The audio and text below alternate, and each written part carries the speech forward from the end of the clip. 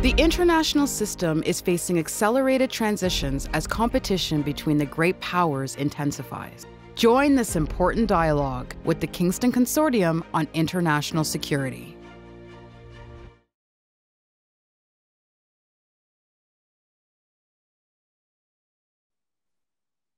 Good morning, and welcome to this, our fourth and final day of the Kingston Consortium on International Security. I'm Colonel Trevor Teller, visiting Defense Fellow at Queen's University and your Master of Ceremonies for today. Today's agenda will include updating Allied threat assessments, a keynote address by Commandant of the NATO Defense College, and closing remarks by Dr. Carol Evans. As with previous days, simultaneous translation is available to the audience, and that can be accessed by selecting the globe on your screen. As well, both panels will have a question and answer session.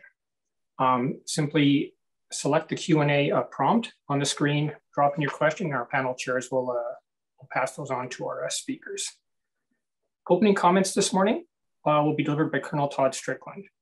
Colonel Strickland joined the military in 1988 and regimental service has been with Princess Patricia's Canadian Light Infantry. He's a veteran of the Bosnia and Afghanistan missions, having deployed to each location twice. Outside of regimental service, he has served with the Chief of Military Personnel twice, with one Canadian Mechanized Brigade Group with the Army of the West as a staff officer, and as a lead planner for the Strategic Joint Staff. Colonel Strickland has completed master's degrees in Middle Eastern History, Strategic Studies, Adult Learning and Leadership, and Defense Studies. Todd, it's my pleasure to hand the floor over to you this morning. Good morning. Thank you for that, Trevor. It's always funny to hear your own biography and go, really? But at any rate, on behalf of the organizing committee and all the partners for the Kingston Consortium on International Security, welcome to our last day for the 2021 session. As Trevor mentioned, we have an interesting and exciting lineup to close the conference off. I just want to say thank you to everyone who's joined and taken the time to participate. But as a final remark, I would like to give a special thanks to the tech team that has been operating behind the scenes to enable all this to take place, which is all new for the KCIS. And I think you'll agree that they've done a masterful job in making things as seamless and painless as possible. So thank you very much for all your support there, folks. And with that, I'll return the floor to Trevor. Thank you, Todd. Our first panel, Updating Allied Threat Assessments, will be chaired by Dr. Tardy. Dr. Tardy is the Director of Research Division at the NATO Defense College. He's held senior research and management positions at the EU Institute for Security Studies, Geneva Center for Security Policy, and the Foundation for Strategic Research in Paris. He's widely regarded as an expert in NATO policy and adaptation, European Union Common Security and Defense Policy, NATO-EU relations, and the politics of crisis management. It's my pleasure to welcome Dr. Tardy back, and you have the floor. Well, thanks a lot, Colonel Teller, and good morning, good afternoon, everyone. My pleasure to be back with you to moderate this fourth and last panel of KCIS. In the first three panels, we covered a lot of grounds, looking at the pandemics itself, looking at how several institutions have responded to the pandemics at different levels. We looked at lessons learned processes and the necessity to learn the lessons, which we are partly doing through that conference. We looked also at how the notion of threats has evolved because of the pandemic. And what we're going to do now in this fourth panel is to maybe open a bit the debate and look at allied threat assessments. So we are going to examine how the pandemic has altered cooperative relationships, but also adversarial relationships. We will look at the extent to which the pandemic has revealed new vulnerabilities for states, but also maybe for institutions or sub-state actors.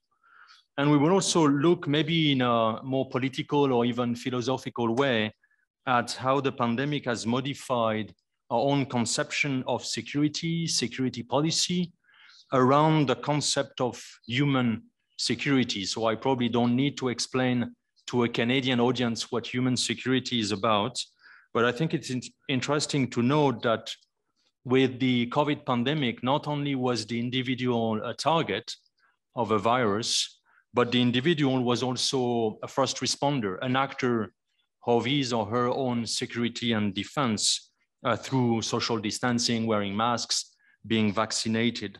And that's, of course, an important development of how we conceive of security in terms of also actorness and the level of response to a threat such as the pandemic. So to address those issues, we have a panel with three speakers that I'm now introducing and welcoming. First, Fenella McGerty, who is Senior Fellow at the IISS, which stands for the International Institute for Strategic Studies in London. Welcome, Fenella. And good afternoon. Second, Tania Latici, who has just been recruited by the European External Action Service in Brussels as policy officer within the Security and Defense Policy Division. Good afternoon, Tania. And then third, Jean-Christophe Boucher, you are assistant professor at the School of Public Policy and at the Department of Political Science, University of Calgary. Welcome, good afternoon, Jean-Christophe. And we will proceed as shown on the program with first Fenella for 10 to 15 minutes. Please, Fenella, over to you. Thank you very much, Professor Tardy. I think first and foremost, just thank you so much, everyone, for having me here today. I'm dialing in from our new office in Berlin. I've been at the Institute since March. I joined just before the first UK lockdown began, so quite fitting for me to talk about the impact of the pandemic on military expenditure, as that's really my core role. But we're also going to look at how the pandemic created alternative priorities for spending and how defence fits in. I'll also look at adversarial relationships and dynamics, sharing the findings of a study that the Institute published this year, where we looked at the economic, IR and defence and security implications of the pandemic. So if I start with the defence economics, global defence spending was remarkably, strangely resilient in 2020.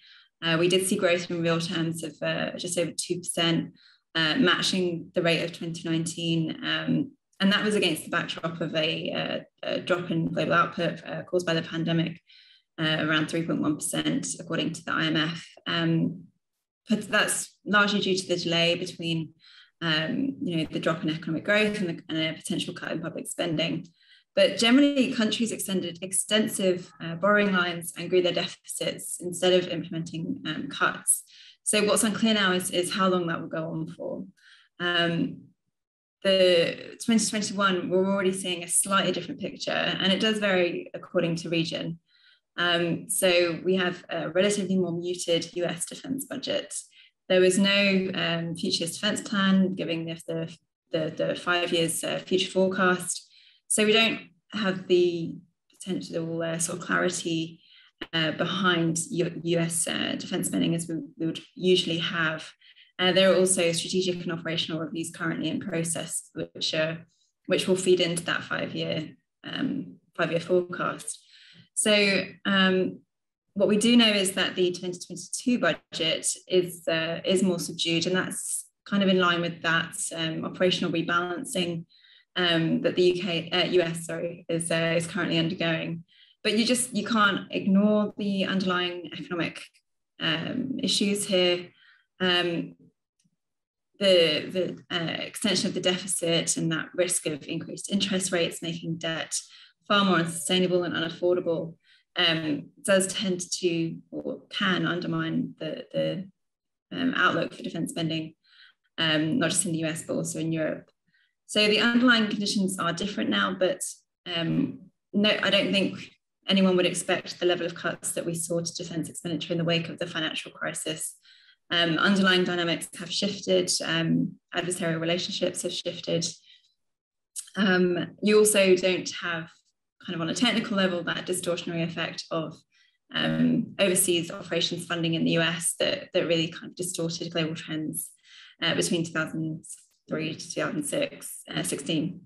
So, as I say, the outlook for the US is relatively subdued, not a great deal of movement at the top level. So what you then need to look at is the adjustments within the defence budget, whether there will be a redirection towards other priority areas. So money coming away from personnel towards investment and readiness, not least, or rather as well, R&D, critical capabilities that are going to be required 10, 15, 20 years, and that investment is needed now.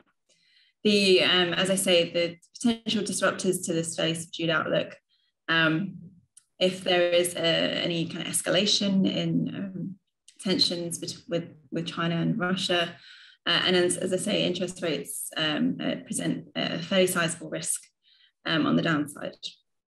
So to do a quick whistle-stop tour of the rest of the world, I think, again, European defence spending was quite robust in 2020, and it actually strengthened in 2021. Europe will be the fastest growing region in terms of defence expenditure in 2021, and that's something that you would usually see in Asia or in the Middle East before the oil price crash.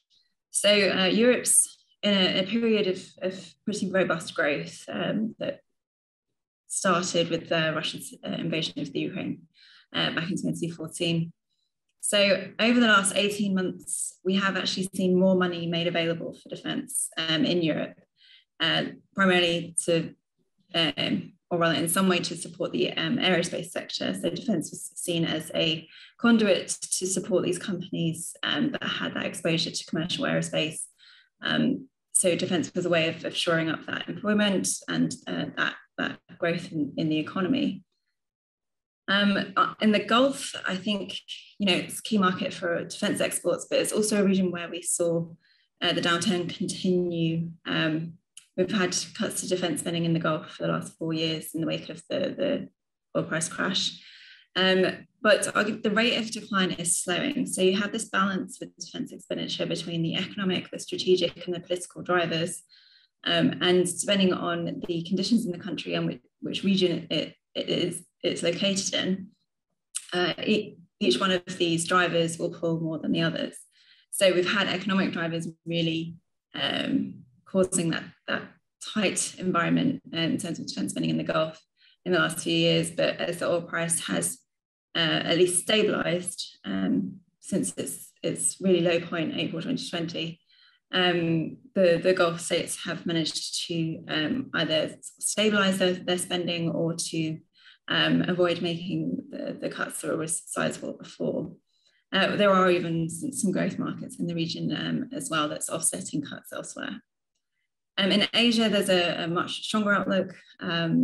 Big part of that down to the fact that the economic impact of the pandemic was relatively limited to the region as a whole. Obviously, that masks huge differences between countries in the region. But not only do you have a comparatively stronger underlying economic pillar, there are also clear signs that security concerns are moving up the political agenda. So again, you will always have that constraint of budget deficits, particularly in South and Southeast Asia. So that's where that difference between sub-regions or countries can be masked by countries like China in the overriding trend, or Australia, for instance. But even in several emerging markets, there's still kind of scope for growth because of those underlying fundamentals. Russia, a very tight economic environment that has created significant challenges for the sort of defence industry, defence exports. So quite a tight budget there as well, but the perceived threats to Europe is still a driving force behind defence expenditure movements. So generally, globally, pretty flat outlook, largely based on those expectations of US spending. But as I say, there is that shift, the reorientation or rebalancing within defence expenditure. So to move on to the shift in adversarial relationships, as I say, this was something we looked at earlier this year. And the risk now is that, or rather it's already happened, that the pandemic has developed from health to economic crisis to security crisis. There's recognition of this destabilizing effect of the pandemic that has massively increased poverty levels across regions. There's that impact on civil unrest, leading to wider security concerns, spreading to the wider region, and creating greater threats to global security. And the questions of international order affect all these dimensions, but perhaps in different ways. So, among those, under circumstances of that extreme uncertainty and volatility, the past performance of governments or international organizations is not necessarily a reliable indicator for future performance. On a very general level, there is that question of the pandemic accelerating existing trends, or with new threats emerging, or revealing new vulnerabilities, or whether they're just exacerbating those that were already there. So what we tried to do in this study was to create a matrix looking not just at whether whether this risk factor was new or accelerated, but also whether it presented a risk or opportunity, because there are arguments on both sides that the pandemic did create some winners, certainly in certain areas, but the overriding, the majority of risks tended to fall in the accelerating and on the downside rather than the winners. So in terms of the relations among states, we do now have the question of whether the international relations will shift from cooperation towards multilateralism, or rather towards competitive nationalism. So really, during and after the pandemic, you could see unstable states weakening even further, becoming more frailer. Countries then become more introspective. Wealth issues are exacerbated. Inequality has sort of soared in several countries that we've been tracking. And you find that as the costs of preventing future crises or planning for them, not just health crises, but perhaps those created through sort of natural disasters or climate change, they're going to be added to the cost of recovering from the current crisis. That's creating that even tighter economic environment. And again, that talks to this planning, where arguably, I think there was always recognition of pandemics as a risk, and it was included in white papers and security profiles, threat assessments. But in terms of preparation, I think there were definite lessons to learn. Those that performed well tended to be those with crisis management operations already built into their defense planning structure. But crucially, it was funded separately. So funding was prioritized, it was separate, it was measured, talking primarily of countries like Sweden here, or other Nordic states, where because of the nature of threats that faces their sort of geography, they have built this into their defense planning process. So whether we see other countries mimic this and ring fence that spending so that preparedness and readiness is of a higher level when the next crisis occurs is going to be interesting. I think I will stop there, as I'm aware that I'm probably reaching my time, but if there are any questions about defense expenditure or the shifts in IR and adversarial relationships, I'm happy to take them at the end. Thank you. Thanks a lot, Fenella, for this very broad overview of the economic impact of the pandemic across continents, also for showing how some countries or continents have been more resilient than others, and also starting the conversation about some of the new vulnerabilities that the pandemic has led to. So thanks again, and we now move to Tania Latici. Please, Tania, over to you. Thank you very much, Thierry. I hope you can hear me. Could you confirm whether that's... Yeah, it's fine. I hear you well. Yeah, okay, it's fine. Thank you so much. Thanks a lot. It's really a pleasure to be here. And I'll conveniently take inspiration from the title of this panel, Updating Allies Threat Assessment, to focus my intervention today on the EU's so-called strategic compass process, which indeed includes quite the update of the EU's own threat assessment. So while Fenella took you on a very nice global tour, I shall bring you to Europe in my intervention. And I'll do so in 3 quick parts. First, I'll talk about how the pandemic impacted the EU's thinking in security and defense. Second, I'll tell you what exactly is a strategic compass. And third, why does it matter? So to begin, how did the pandemic impact the EU's thinking on security and defense? Well, I think that most experts that follow EU foreign and security policy will be aware that particularly since 2016, the EU has created multiple security and defense initiatives. Now, the most discussed of these are something called PESCO, something called European Defense Fund, a new framework for cooperation with NATO, something called military mobility, the European Peace Facility, and others. And while I won't go into each of those, don't worry, unless of course there's a specific request from the audience, I'm mentioning them because I think the urgency to make these post-2016 initiatives work was tremendously increased by the ravaging COVID-19 pandemic. And as we just heard, Fenella covered the impact of COVID-19 on the defense sphere, defense sector globally very eloquently. So I won't duplicate that. Certainly, I cannot even duplicate that. But I'll build on what she said to argue that, in my view, the pandemic had three relevant consequences in this context. It shrinked wallets, it increased insecurity, and it revealed strategic dependencies. And each of these factors, I think, blended in, can facilitate an argument for why more European cooperation is needed.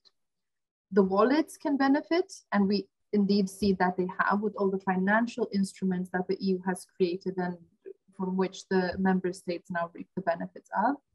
Security can be better provided if Europeans decide to join forces. And strategic dependencies can indeed be reduced or at least managed if done at the EU level, which is a level that can provide the big picture of, for example, the supply chains that keep our economies running, and a level that has the instruments to secure them. So I think the pandemic clearly was a wake-up call in many ways. And as regards security and defense in Europe, it created, I think, a momentum among the EU 27 to sit together and to think strategically as Europe.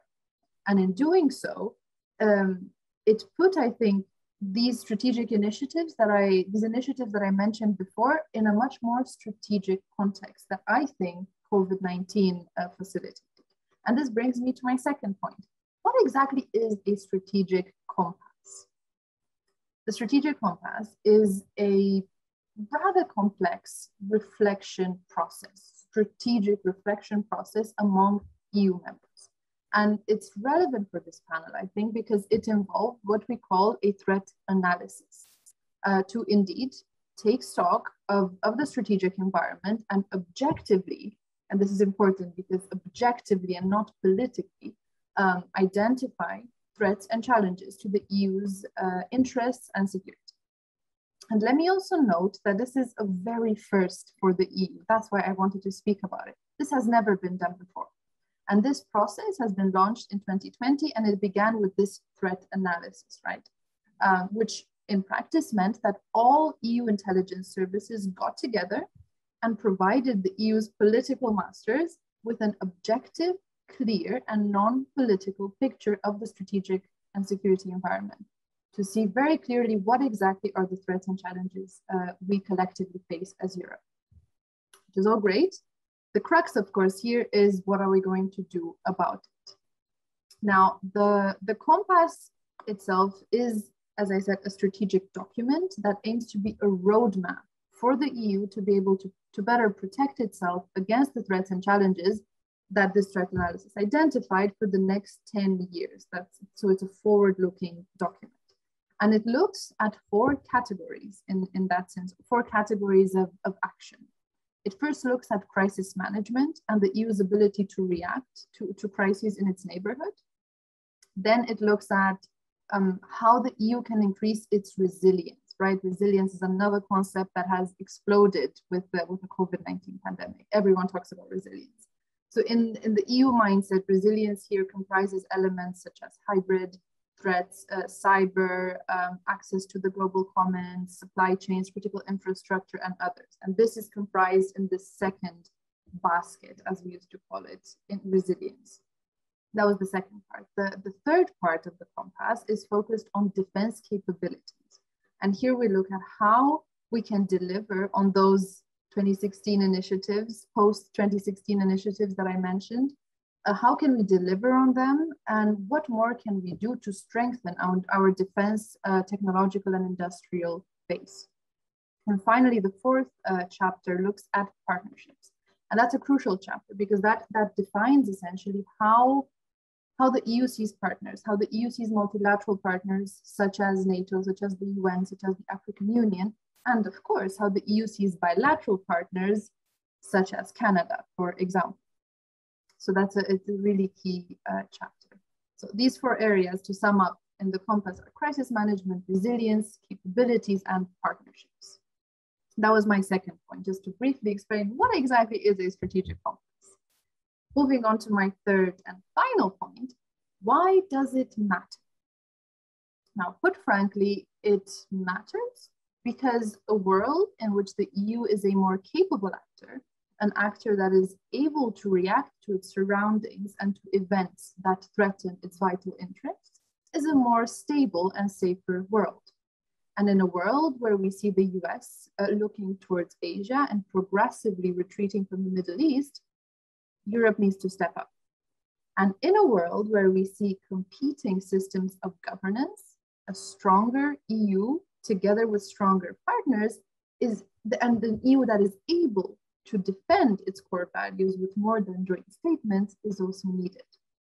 So hopefully the strategic compass, not only as a process, but as a document as well, will not only provide an ambitious, but also concrete and actionable guide for the future, for the EU's forward-looking foreign and security policy.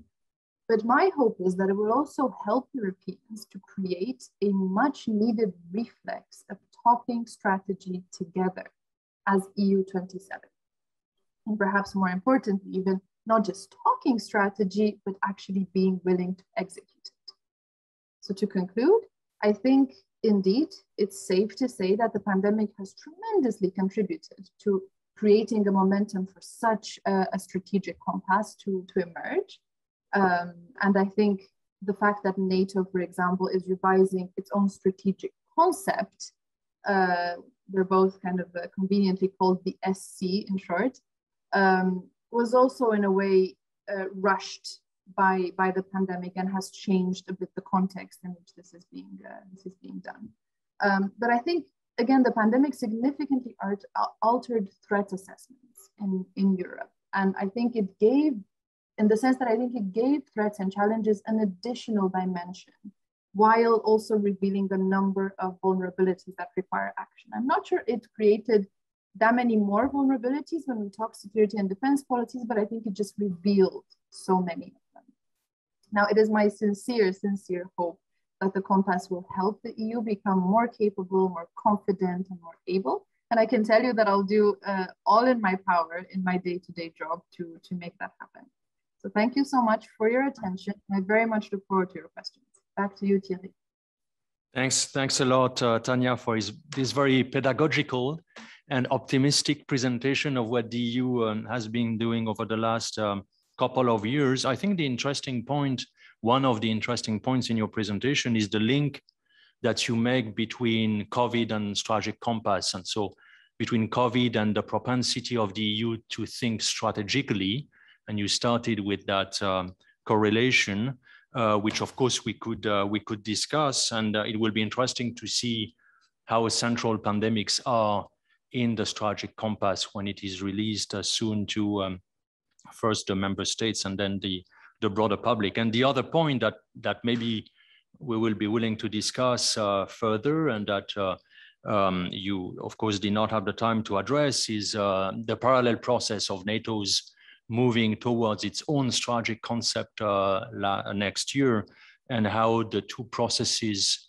can be synchronized, and how one institution can draw from the other in the spirit of the the joint cooperation that you also mentioned between the two institutions. But thanks for that. And we now move to Jean-Christophe Boucher. Please, Jean-Christophe. Merci beaucoup. Je vais partager mon écran. Thank you very much. I'll start sharing my screen. Can you all see the screen? Can you see my presentation on your screen? Yeah, I think it's fine. Yeah, it's on the screen. Parfait, merci beaucoup. Thank you very much. So I'm going to try to, the last two presentations were very much high level, kind of EU-centric kind of view. I was asked to look at something more specific, and here to look really about foreign interference and the COVID-19 vaccine hesitancy in Canada, and kind of bring us back to Canada. I promise there is a story about allied relationship and how misinformation and allies relationship might create weaknesses and fragilities in each other's country. But I'm going to go from the data more so than from a more high level kind of expectation. So this project is a long project. We started this back in September 2020. We have collected essentially a massive data set, about 10 million tweets a week on COVID, misinformation, conversations on social media. And we've been using a bunch of machine learning and network analysis computational methods to learn more about misinformation, vaccine hesitancy, and foreign interference. For this particular project, what we're trying to do is measure foreign interference in Canadian social media space on COVID vaccination. There has been claims in Canada and abroad that Russians or Chinese were active in that space. That's true, but we wanted to kind of really much be like away from an anecdotal, I'm following RT.com kind of view, have a much more big data approach to understand how effective or how important that problem was. The second part was to also kind of start to think about the interaction between the international information environment and the domestic information environment on social media. In some respect on social media, there is this intersection between all these information space. In an allied settings, this becomes interesting because Canadians are deeply connected to US information environment. In the Quebec side, we're deeply embedded with the French side, and those interactions creates interesting dynamics that we're trying to study here. And finally, we're trying to identify the sources of foreign interference and to identify kind of the process by which these foreign interference starts and gets implemented in Canada, and to understand how this vaccine hesitancy narrative is developed. In some ways, we're trying to use the COVID case as a way to understand better misinformation, foreign interference, and allied cooperation on that space. So it's a lot. I'm not going to achieve all of this, but I'll bring us as close as possible. So I don't want to spend too much time because probably most of you know this. In some respect, there's a lot of work on trying to understand the sources of misinformation, trying to understand how societies or individuals are more susceptible to misinformation. Like Tania said, all this talk about resiliency is very much embedded into this. If we can inoculate people or societies against information, then we don't have to fight it as much. There's a bunch of research, and the literature is growing very fast, but there's like kind of three kinds of buckets of theoretical expectation or theoretical modeling that focuses research attention. The one is on cognitive psychological sources of misinformation, talking about emotional arousal, confirmation bias, rationality, and how these cognitive imprints makes us less or more susceptible to misinformation. There's also a lot of work on socio-demographic factors, whether or not education, ideology, gender makes people more or less susceptible to misinformation. And like a third bucket is very much looking at network effects and the influence of social networks, not just on the in online, but also in real life, and in influencing and allowing some societies or some people within societies to be more or less susceptible to misinformation. And here there's a bunch of different kinds of concepts and processes that we think works. Conformity bias. People in a social network have a tendency to want to conform more to the social group that they belong to. If there's a lot of misinformation in that network, then people will try to kind of cater to this. There's also like principles of information cascade. There's a lot of information on social media, especially on COVID. That means that our capacity to allocate bandwidth to sorting through this information makes us less rational agents, and that means we rely more on trusted sources of information instead of sorting through and doing our own research. Thirdly, there's always this kind of influence of influencers, prominent trusted actors, and how these people can increase pervasiveness in the network. And finally, the network density, how people are very much connected to each other, and how that inoculates people against external views or alternative views, but also makes misinformation harder to battle in some space than others. For this paper and for this project, we're looking very much at the network effect of misinformation. We're not really interested in the other parts. They're important, and future projects can do this, but we're really trying to understand how the influence of social networks might increase or decrease resiliency on misinformation. So what have we done? Basically, we've collected all tweets through the Twitter API, through the academic product track, which is a better access to the Twitter API than the streaming API. This data is from January 2021 to August 2021. We stopped, right at the federal election in Canada because we have that data. It's just it becomes another mess, and we wanted something to kind of like just fit together. We use key terms to collect the data, COVID, and a bunch of words associated with vaccination: emu, vax, vac, Pfizer, Moderna, AstraZeneca, AZ, Johnson. We've collected tweets in French and English. Canada is a multilingual country, and we wanted to understand how these communities are engaging with their social networks. We're collecting about like 3 million tweets a week on the global data set. And in the Canadian data sets for these special months, we have about 1,200,000 tweets to look at. The way we're going to do this, essentially, we're collecting the data and cleaning the data. We have a way now to allocate location for this data set, so we know which data and which accounts come from Canada and not Canada. And then we create network maps out of the interactions that these accounts have with each other, not necessarily on what they say, but more how they interact with each other. And this is what we're getting. So this is a network map of essentially 1 million tweets from January 2021 in August 2021 in Canada. So those are the accounts essentially in Canadian space that talk about COVID vaccination. All the dots you see are accounts. All the links that you see, the little lines, are retweets or interactions. And through network analysis, we can create these network maps to understand better the structure of these networks. And what we get is a couple of really interesting, pockets of interactions. First, we see that one group of accounts that are interacting with each other, the largest part are around Vax Hunter Canada, Prime Minister Trudeau. They're connected to accounts that are pro-vaccine and promote pro-vaccination messaging. I'm even there. It's fun when you kind of collect the data and you find you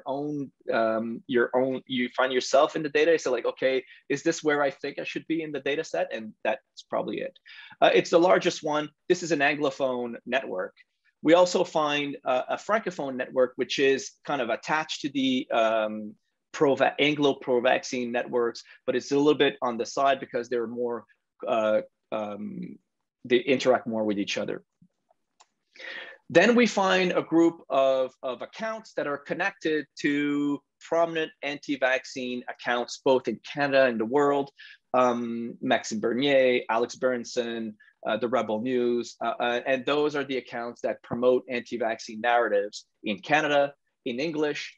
We have one in French. And then a fifth group is very much this linchpin between the pro-vaccine groups and the anti-vaccine groups, which are associated to more conservative accounts. So if you kind of look at the space that we have in Canada, we have very much two groups, one Francophone, one Anglophone, that are promoting anti-vaccine narratives. And we have a group centered around conservative accounts that are promoting it depends. Throughout the year, it changed. If you look here, this is essentially an evolution of anti-vaccine conversation in Canada from January to up to the federal election. What we see is several things. First, the anti-vaccine group is actually growing up until we get to the federal election in Canada.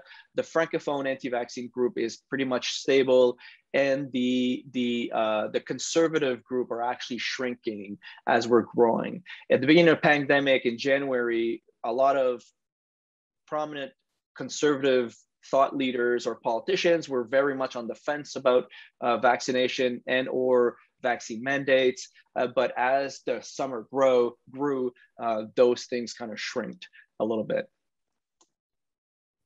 This is actually a distribution of where these accounts are. The red one are the anti-vaxxers, in English. The blue one are the French anti-vaccines. They're where we think they should be. You can see here that Toronto and the entire Ottawa and center of Canada are where there's a lot of anti-vaxxer account. That's normal. There's more accounts there. There's a big group there. And there's a big group in Alberta, some in BC, and the distribution is pretty much across Canada. So once we kind of start to know this, we're trying to look at where these anti-vaxxers come from. And here what we have is the English anti-vaccine account, and these are the top, some of the top 50 anti-vaccine accounts in Canada. What's interesting here is several things. 16 of the top 50 are actually accounts that come from the US and the UK. They're the accounts that are most retweeted and have most impact in the conversation in Canada. And here you see a bunch of different things. On the one hand, you see a lot of right-wing activists coming from the US, Alex Berenson, the real Candace O, and those are the kinds of people promoting anti-vaccine narrative in the US and essentially fighting back against any kind of vaccination mandate or policies. You don't see a lot of anti-vaxxers in that space, which is interesting. There's a lot of right-wing activists. In Canada, we see 26 accounts in Canada that are in the top 50. The rest are bots. But here we have a bunch of accounts also with right-wing activists that are, prominent activists in Canada. Most of them are not anti-vaxxers per se, although they promote anti-vaccine narrative, but they have a broader range of concerns over these things. In French, what we have is a little bit different. Only 9 out of the top 50 are European French accounts. Most of them are anti-vaxxers. Most of them are actually suspended out of Twitter, more so than the English part, which tells you how deplatforming is different from country to country. And in Quebec, what we're seeing is a lot of anti-vaxxers narrative. So if you think about misinformation traveling, what we're seeing in English is that most of the foreign interference comes from the US and the UK, and they come from right-wing groups, and they sip in Canada through right-wing groups. In French, it comes from France in a smaller perspective, and they come from anti-vaccine groups, and they sip in Quebec through conspiracy theorists and anti-vaccine groups. So the kind of path of misinformation is different from country to country. So main conclusions. Most foreign accounts influencing Canada anti-vaccine narrative don't come from the Russians nor the Chinese. They come from American, UK, and French accounts. In some ways, our relationship with the Americans and the integration between our information space makes us more fragile and threaten us. If you think about fighting misinformation and foreign interference in an allied perspective, in some ways, it's your friends that are infecting you more so than your adversaries. And here, maybe the allied context becomes a weakness more so than a strength. And there needs to be thinking about this a little bit more. On the Anglophone side, the anti-vaxxers are about 20% of the accounts. 30% of those come from the US. There come right-wing activists and some media. I think somebody has their mic open and might want to mute itself or himself or herself.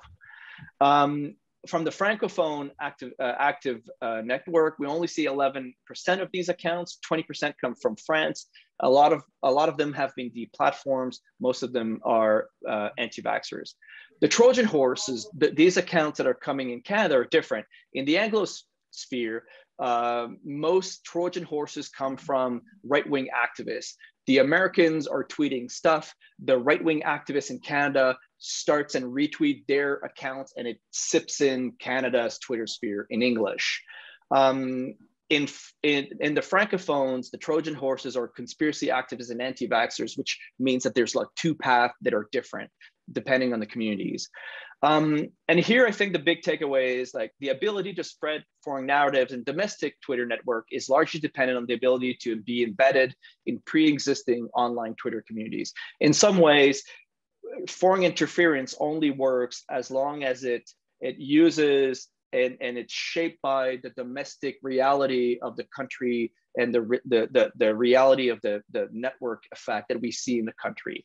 And thinking about resiliency means that we have to have some sort of combined collaborative approach to fighting misinformation in our own countries, understanding that if we don't do so, it actually affects our allies, but also that the way that that will look like is really particular from country to country, depending on how their Twitter sphere are designed. And I think the big takeaway and the last thing that I want to talk about is the fact that here are strong links between NATO countries makes us more, like weakens us and makes us more fragile to our capacity to fight misinformation and creates all sorts of tension within that space that is interesting to think about. And I'll stop there because I'm probably out of my time. Thank you very much. Can you hear me now? Yes, thank you. Okay, sorry about this. So thanks a lot again, Jean-Christophe. And I'm now going to turn to the discussion. We have about 30 minutes, a bit less. I have one question in the chat, so that's an invitation to whoever would like to ask a question to use the chat. If you want to make a comment or ask a question, I'd like to start myself with a question to each of the panelists, and then probably I will go to the chat and read the question that is there. And in terms of the questions, I wanted to ask Fenella, about the impact. You looked at the economic impact and defense spending, and I was wondering about the impact of COVID on the defense investment pledge. So the NATO pledge to spend 2% of GDP on defense, and you said 2020 was difficult, 2021 is a different picture. So maybe if you could tell us a bit more about like which country, and we also know that the percentage of GDP when GDP decreases becomes a tricky indicator to look at. So if you could maybe comment on that. And then to Tania, maybe if you could come back to the 2 points that I alluded to, i.e. your assessment of how central pandemics will be to the strategic compass, because probably one could make the point that they will not be that central, but coming from the inside, you may have some information. And then the other point about the EU-NATO cooperation and how the two processes are being, if not synchronized, at least some sort of cooperation. And we know that the two institutions talk to each other more than they ever in the past, but I'm thinking in terms of strategic level cooperation and taking account of the others' preferences. And then to Jean-Christophe, I was very much interested in the three strands of literature that you mentioned, the cognitive, psychological, and then the socio-demographic factors, and the third one being network effect and the influence of social networks. But my question is, how is this specific to COVID, or is your point more general about how misinformation works? So is there a specificity of misinformation on COVID, or would you say that the points that you are making would be valid for other conspiracy theories issues or other public policy issues that are controversial? So I suggest that you look at each of the questions that is addressed to you, and then I will go to the chat. Thank you. Shall we start with Fenella, please? Sure, thank you so much. And thank you so much to my panelists. That was really fascinating. So I'm excited to hear more, and as you answer those questions as well. So in terms of the investment pledge, you know, if you discount 2020 and just look at the comparison between 2014 and 2019, so that growth that we saw in that period, and ignore the distortionary effects, then there has been a marked increase as a proportion of GDP. So I think around 1.25% back in 2014 and just over 1.5% in 2019. It did jump last year. So it is still well below the average, but several members have implemented growth over the last 5 years. And, you know, arguably countries fare better on the breakdown within the defence budget on that pledge, that reorientation of the defence budget. Countries in Europe have been quite good at moving towards the investment side and not having the very high proportions that were spent on personnel in the past. And I think the commitment by major European defence markets, so France, Germany, the UK and Italy actually recently as well, to actually increase spending this year in 2021 and beyond, does signal that intention to avoid the drastic cuts that we saw in the past. There are concerns, or rather there are desires to not allow that to happen again because of the impact that it had on the capabilities of these countries. And that's why we're seeing this greater investment in R&D, because that was something that really suffered over the last sort of 10 years. I guess the other point really is that in Europe, we've only just recovered in real terms to where spending was back in 2009. So you kind of could consider that there was a bit of a lost decade of investment in that sense. But that said, I think the pledge by the UK to increase spending in 2021 is probably welcome to the defence establishment. It's how that's maintained and how that looks sort of in future trends, whether that then means that the capabilities that we're now able to afford in the UK can be sustained in the longer term, and that requires the sustainment of funding. We just had a workshop here in Berlin discussing the difficulties of European modernisation and capabilities development, and quite often it was that sustainment issue that arose across the region, where you do maybe have this uplift in funding, but it has to be sustained over a period of time, and more priorities are going to sort of start cutting into spending.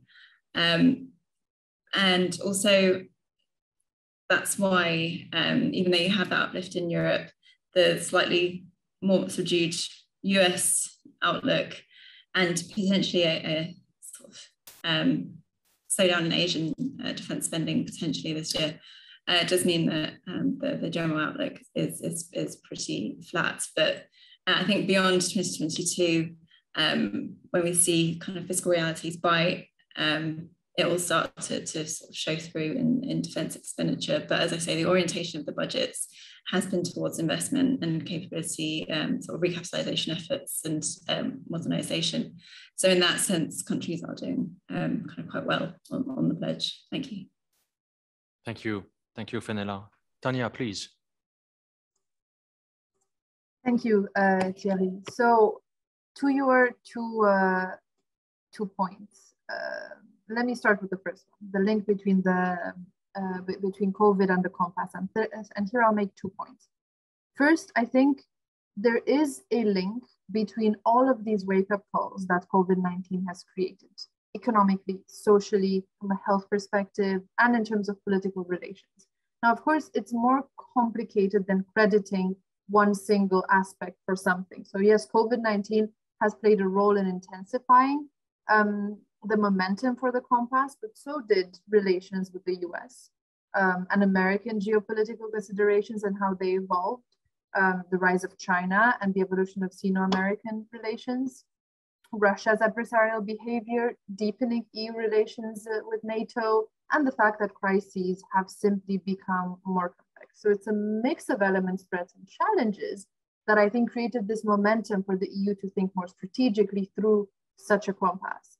And as you said, I do think that COVID-19 facilitated this propensity, it's a nice word, for the EU to boost its capacity. And I think, interestingly, there was this seemed to be a realization, not only among politicians, which clearly are also behind creating this boost or implementing this boost, but also among regular citizens that realize that we have to become more self-reliant while reinforcing key trusted partnerships when it comes to such a crisis like the COVID-19 pandemic.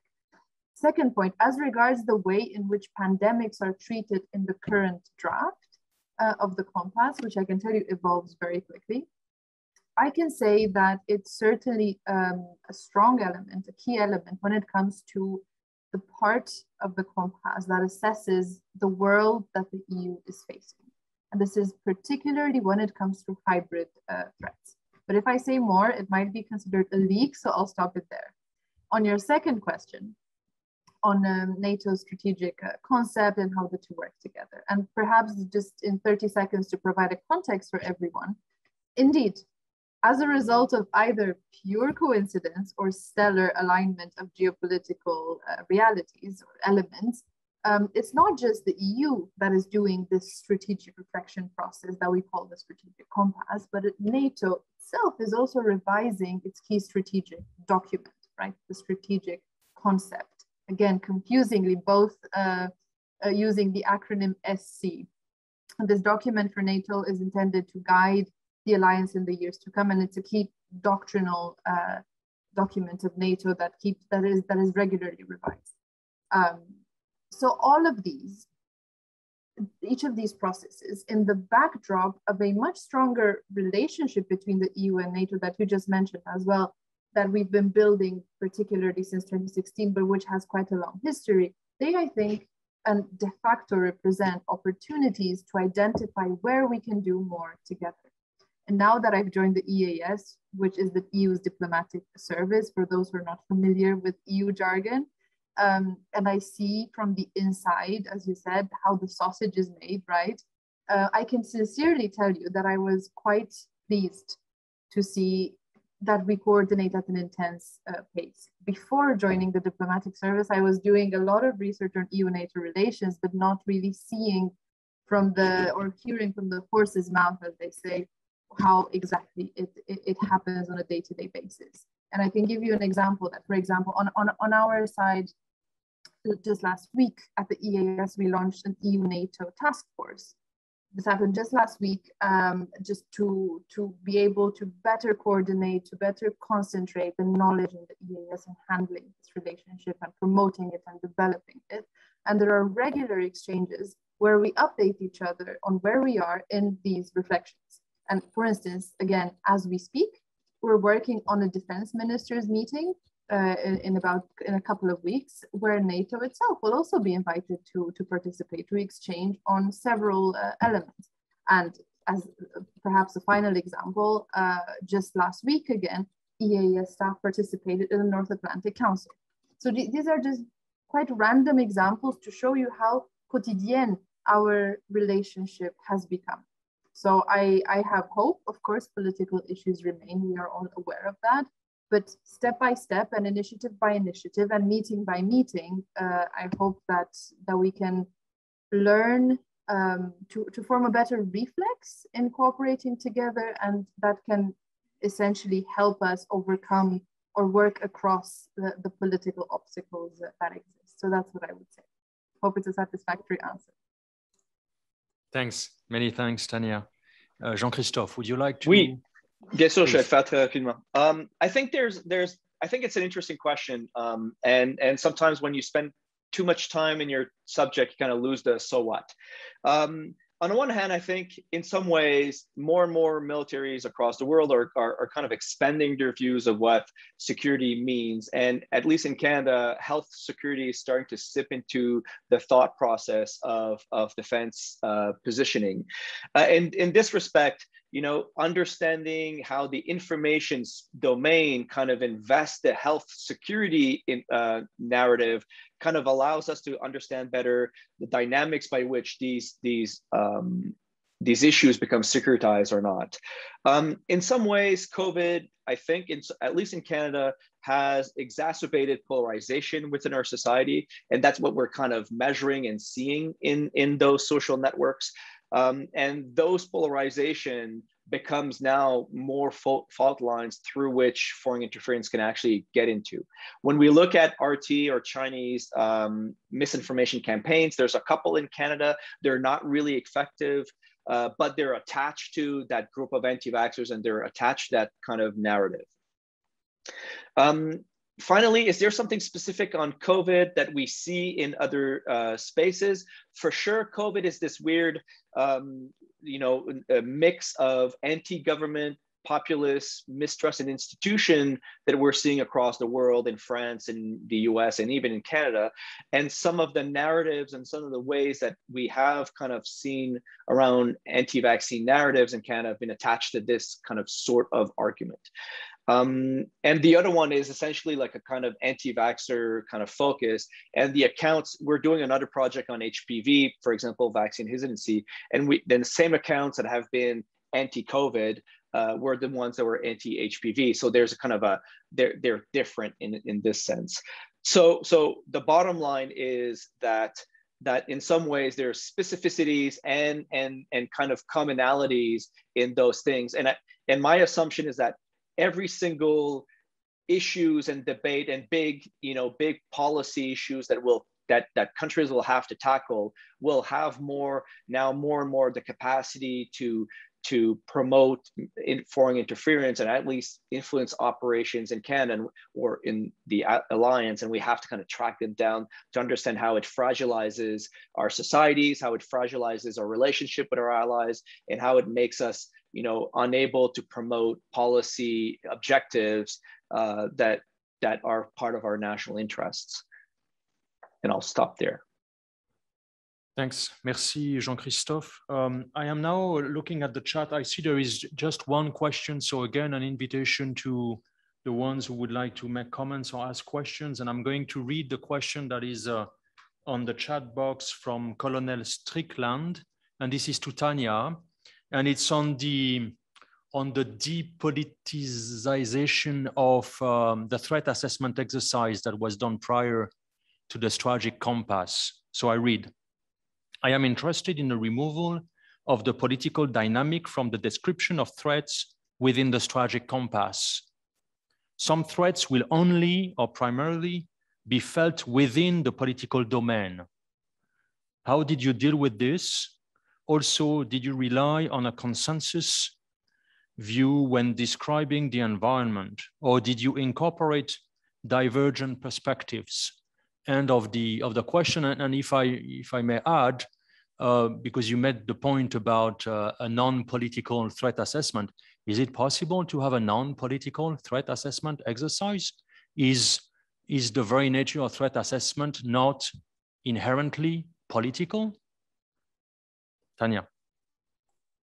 Okay, so I answer right away. It's not an easy question that you asked, but it's certainly a valid one. So that's why in the EU strategic compass process, we don't call it a threat assessment. That's why we call it a threat analysis.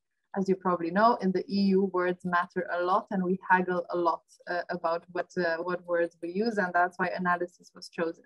The way this was done to depoliticize it was that all EU intelligence services got together and provided this objective, non-political picture of the threats we face. And this is a confidential document. My security clearance is not that high, so I haven't seen it.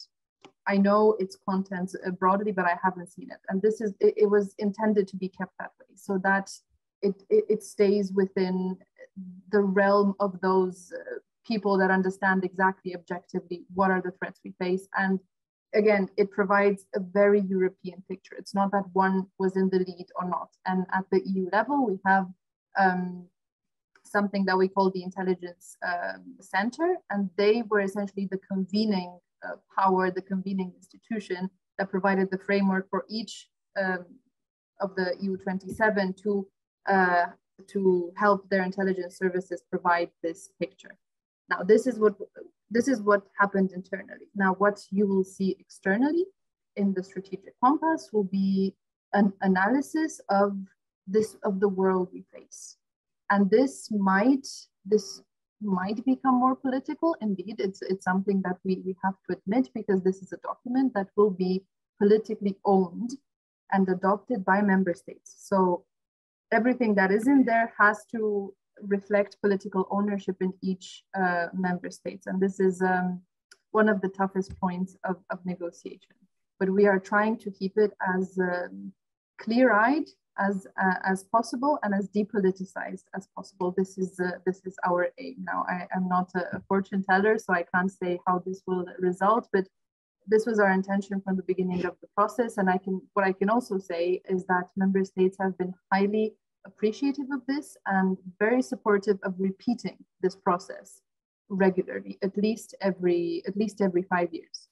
So it has been a good exercise. Again, it's the first time we have done it, and it has given very positive results. So let's see what we're going to do with it in the end. I hope this is a satisfactory answer. Thanks for the question.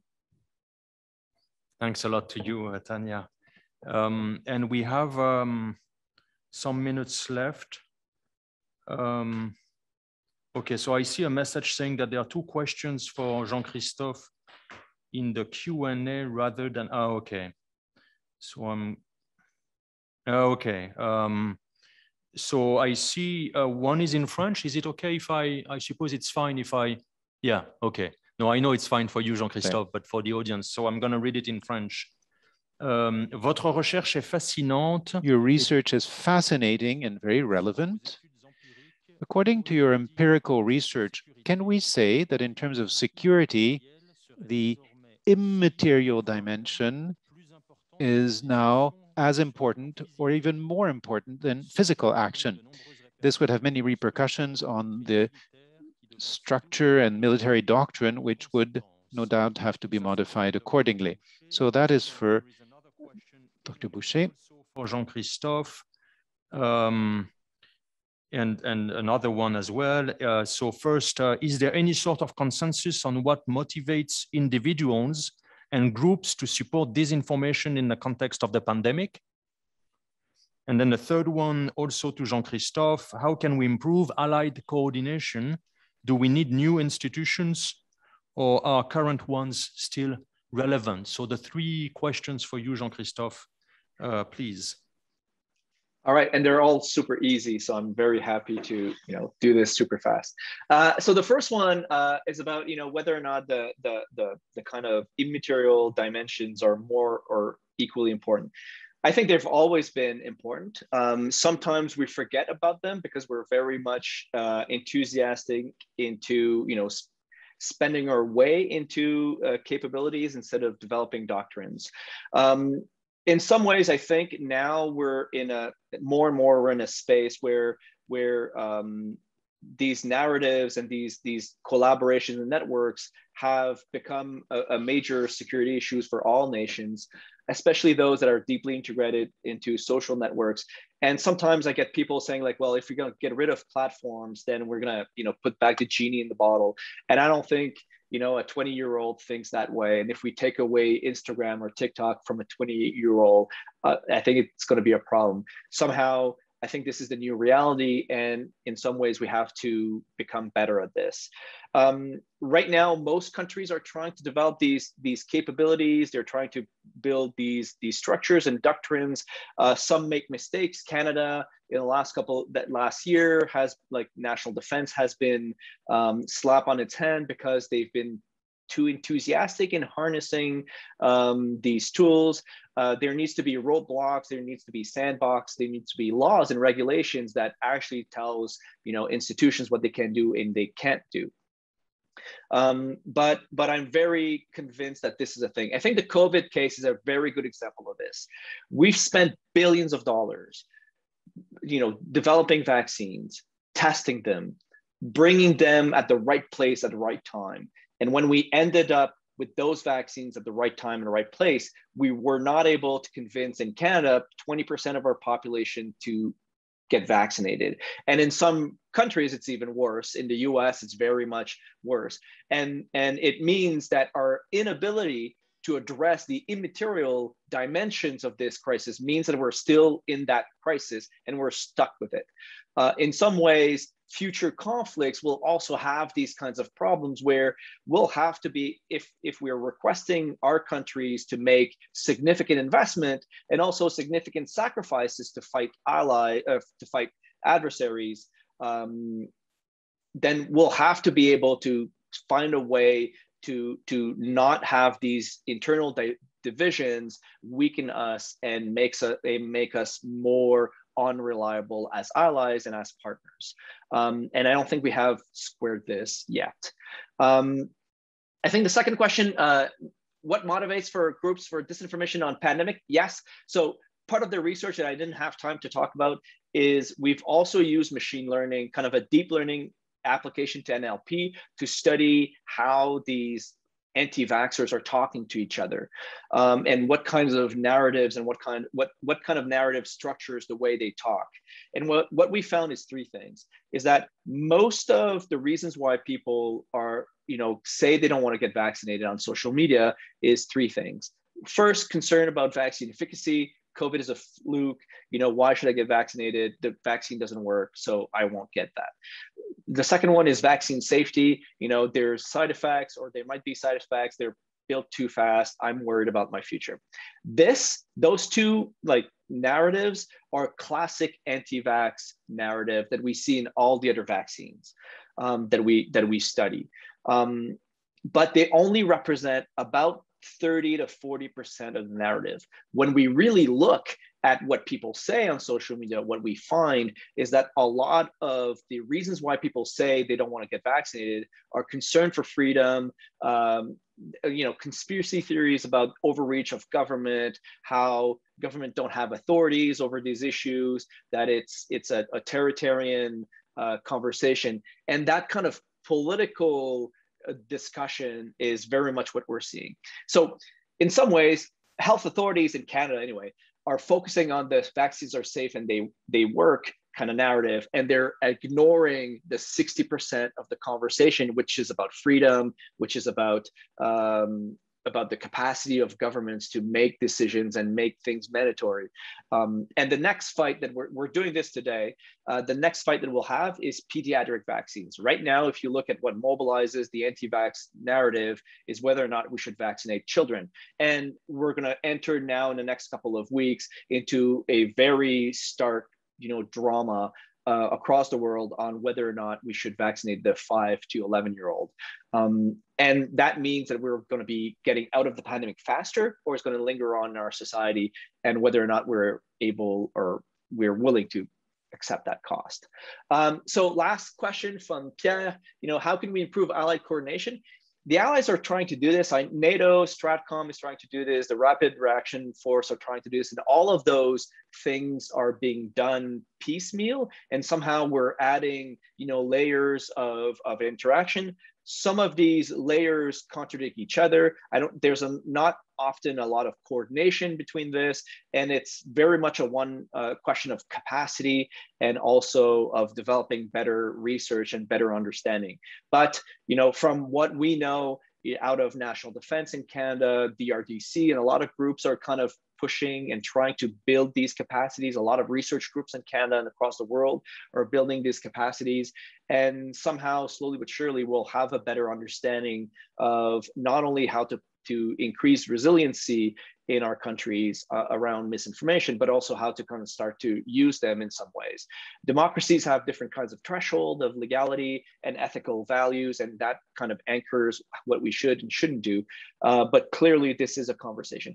I think one of the problems that I'm not seeing right now in that kind of, at least open conversation, is the relationship between allied countries. What we're seeing out of our data on COVID is that the ones that are infecting our information space is the Americans. There's not the Russians and it's not the Chinese. And in some ways, because the Americans are unable to harness and tackle their own internal division, makes us Canadians weaker, because then we have to address these things. And there's a jurisdictional issue here.